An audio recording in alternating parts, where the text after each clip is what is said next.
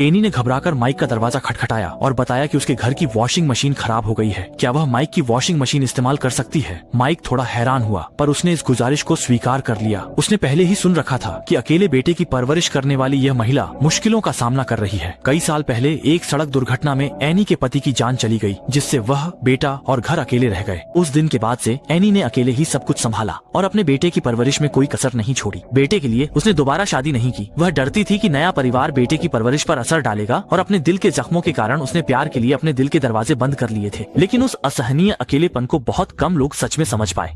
कपड़े धोने के बहाने एनी ने माइक से कुछ बातें करने की कोशिश की और यूं ही उसके रिश्ते के बारे में पूछ लिया। लेकिन माइक के जवाब देने से पहले ही उसकी गर्लफ्रेंड अचानक घर लौट आई। उसने गलतफहमी में एनी की मौजूदगी को किसी और मंशा से जोड़ लिया और बिना किसी लिहाज के उसे घर से जाने के लिए कह दिया। एनी एकदम असहज हो गई। अचानक आई इस शर्मिंदगी ने उसे वहाँ से भागने पर मजबूर कर दिया और उसकी आंखों में आहत आंसू तुरंत भर आए। इस पल उसे लगा कि लंबे समय तक अकेले रहने से दूसरों का शक होता है, बल्कि खुद भी वह चुप्पी में खो जाती है। एनी ने खुद को बदलने का फैसला किया। उसने अपने बेटे के लिए एक विदाई वीडियो रिकॉर्ड किया, उसे स्वतंत्र होकर जीने के लिए प्रोत्साहित किया और फिर वह इस दर्द भरी जगह को छोड़कर चली गई।